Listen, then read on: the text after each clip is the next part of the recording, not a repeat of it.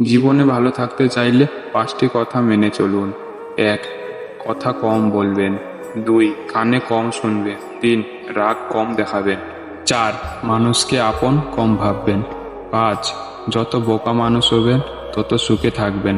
বাড়িতে যত লোকেই থাকুক না কেন, মা বাড়িতে না থাকলে পুরো বাড়িটাই ফাঁকা লাগে। যে যত্ন করতে জানে সে পায়ের জুতোটাও খুব সাবধানে রাখে, আর যে জানে না সে তার হীরের আংটিটাও হারিয়ে ফেলে।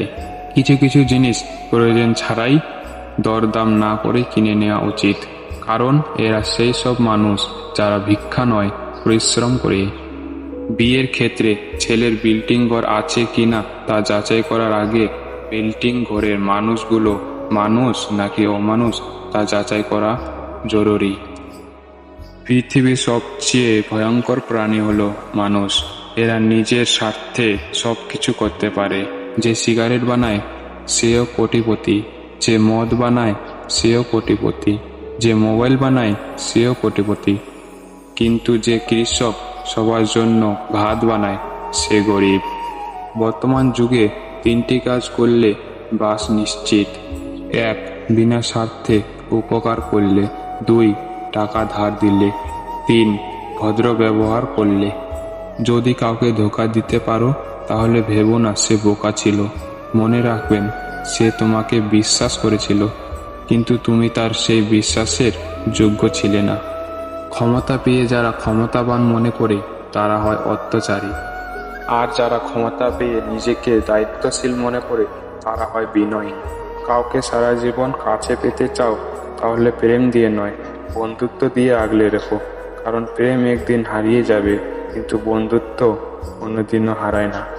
জীবনে কিছু কিছু প্রশ্ন থাকে যার উত্তর কখনো মিলে না, কিছু কিছু ভুল থাকে যা শোধরানো যায় না, আর কিছু কিছু কষ্ট থাকে যা কাউকে বলা যায় না।